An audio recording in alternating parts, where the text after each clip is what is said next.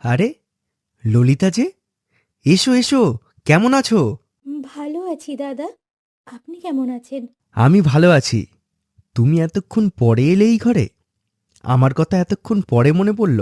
আমি শুনেছি আপনি সকালেই এসেছেন, কিন্তু সারাদিন এত কাজের চাপ আমি আসতে পারিনি। কি ভেবেছেন এবার? কি ভাববো? কি নিয়ে? এত কম বয়সে? আমি যাই, মামিমা ডাকছে। দেরি হয়ে গেলে বিপদ আছে। দৌড়ে চলে যায় লতিকা। প্রশান্ত আস্তে আস্তে তার দিদির ঘরে ঢোকে। কি রে ভাই, কিছু বলবি? তোকে ওই মুখ পুড়িয়ে অভাগী খেতে দিয়েছে? দেখো দিদি, এভাবে বলো না। মেয়েটার কি দোষ বলো? বাবা গো বাবা, এ তো দেখছি তার উপর একদম দরদ উতলে পড়ছে রে। কি ব্যাপার বলতো ভাই? অনেক দিন থেকেই বলবো বলবো ভাবছি একটা কথা। কি হয়েছে ভালো করে বল তো। কি আবার হবে? আমার না লতিকাকে ভালো লাগে দিদি। আমি যদি ওকে বিয়ে করি? এই কথা বলার সাথে সাথেই প্রশান্তর দিদি প্রশান্তের দিকে রেগে গিয়ে তাকায়। না না, আমাকে মনে হচ্ছে ব্যাপারটা একটু সাধারণভাবেই দেখতে হবে। আচ্ছা, এটা নিয়ে ভেবে দেখব। তুই কালকে যাচ্ছিস তো? ভালো করে কাজ করে 1 মাস পর আসবি, তারপরে দেখছি। ঠিক আছে, তুই চিন্তা করিস না বাবা। তুই কিন্তু কথাটা মনে রাখিস।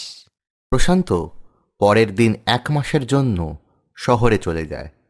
যাওয়ার আগে লতিকাকে বলে যায়, আপনি আমাকে এখানে ডেকেছেন কেন? আমি তোমাকে বিয়ে করব।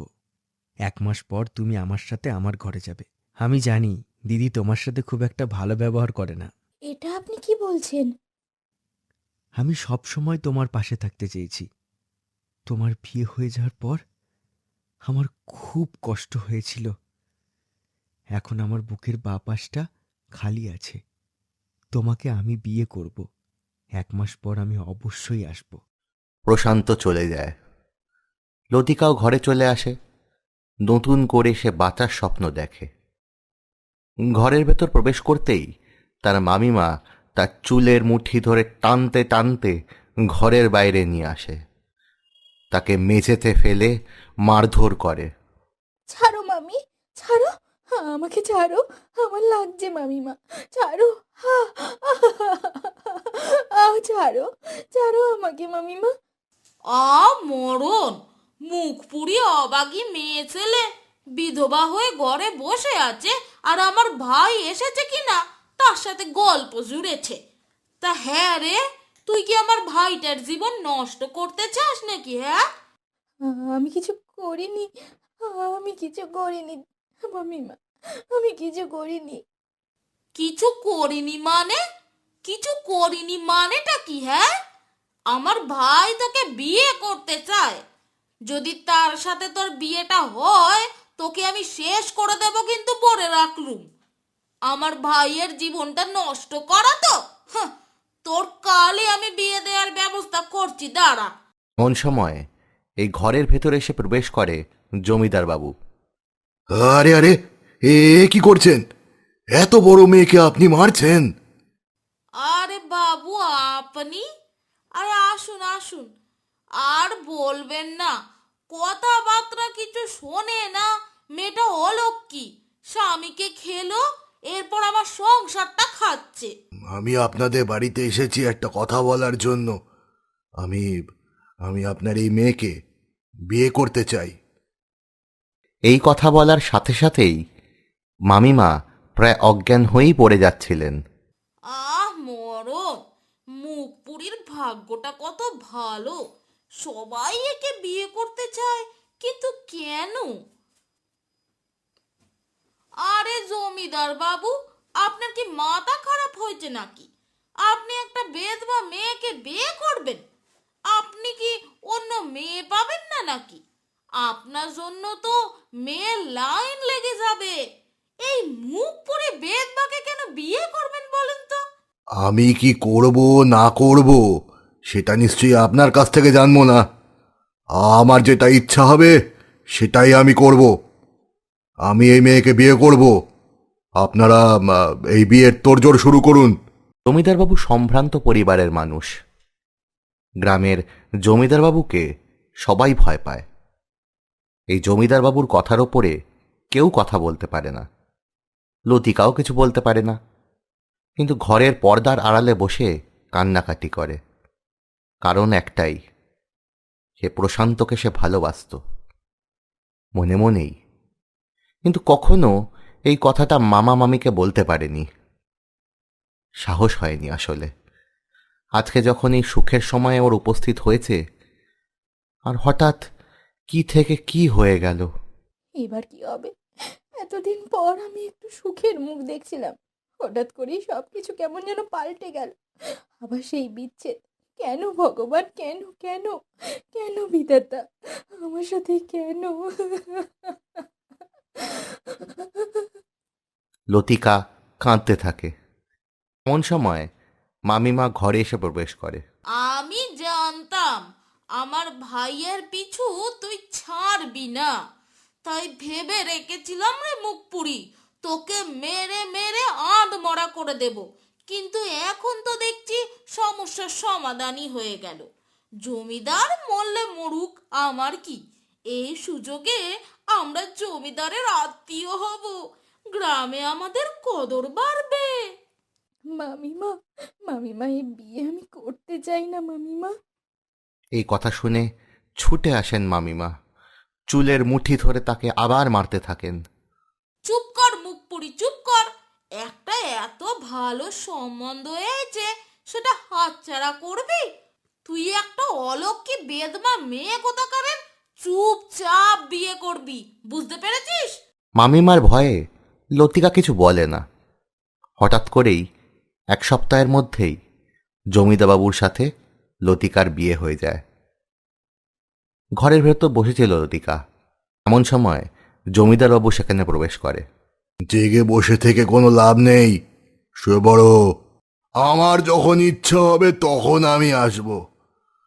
এখন আমি ওই বাড়ি যাচ্ছি। একটা কথা শুনে রাখো, আমি তোমাকে বিয়ে করেছি, তোমার সমস্ত দায়িত্ব আমার। আমার কথাই শেষ কথা। আমি যেটা বলবো সেটাই শুনে চলবে। ঘরের কথা বাইরে একদম বলবে না। এইগুলো আমার একদম পছন্দ না, বুঝেছো? জমিদারবাবু চলে যান। লতিকা একা হয়ে পড়ে। তার মনে একটাই প্রশ্ন, কেন জমিদারবাবু তার মতো বিধবা কালো মেয়েকে বিয়ে করলেন? শয়তান ওই মেয়েকে নিয়ে আমি কিনা ঘর করব, হ্যাঁ? আর বিধবা ওই কালো মেয়ে, ওই মেয়ে আমার জমিদারির পক্ষে যোগ্য নয়। শুধুমাত্র এই তান্ত্রিকের কথা শুনে আমায় কাজ করতে হয়েছে। সরলা, এই সরলা, আমার কাছে আমার কাছে এসো সরলা। আপনি তো বেশ মজায় আছেন। ঘরে একটা, বাইরেও একটা, বাইজিও রয়েছে ঘরে একটা। মানে আমার কি কোনো কদর নেই নাকি? কে বলল সোনা তোমার কদর নেই? তুমি তো আসল। আমি তো তোমাকেই আমার ঘরে বউ করতে চাই, কিন্তু এই শালা সন্ন্যাসী ঠাকুর যা বললেন, তান্ত্রিক বাবা যা বললেন, তাতে এখন ওই 1 বছর আমাকে ওই বিধবার সাথেই ঘর করতে হবে। কিন্তু চিন্তা নেই, চিন্তা নেই, আমি প্রতি রাতেই তোমার কাছে আসবো। এসো, এসো আমার কাছে, এসো। জমিদারবাবুর ভেতরটা কেউ কখনো জানতে পারেননি। জমিদারবাবু ছিলেন সমাজের সকল স্তরের কাছেই ভালো মানুষ, কিন্তু ভেতরে ভেতরে তিনি ছিলেন একটু অন্যরকম।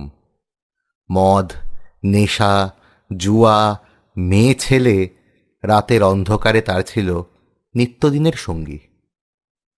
এদিকে লতিকাও দিনের পর দিন একা হয়ে পড়ে। ঘরের সমস্ত কাজ সে একা হাতে করে, একা হাতে দেখে, এবং একাকিত্বের অন্ধকারে সে আড়ালে বসে কাঁদে। এদিকে প্রশান্ত হঠাৎই তার দিদির কাছ থেকে এসব জানতে পারে। আমি বলেছিলাম না ভাই, মেয়েটা ভালো নয়। জমিদার বাবুকে বিয়ে করেছে, টাকা পয়সা যেখানেই দেখেছে সেখানেই চলে গেছে। না না না, এটা হতে পারে না, এটা সম্ভব নয়। প্রশান্ত একবার শেষ দেখা লতিকাকে দেখতে চায়। জমিদার বাড়িতে এসে সে দেখে লতিকা পুকুর পাড়ে বসে কাপড় কাচ্ছে। প্রশান্ত গাছের আড়াল থেকে সবটা দেখে। জমিদার বাড়ির বউ হয়েও জামা কাপড় কাচ্ছে। প্রশান্ত আস্তে আস্তে এগিয়ে আসে লতিকার দিকে। আপনি এখানে এখানে কি করছেন?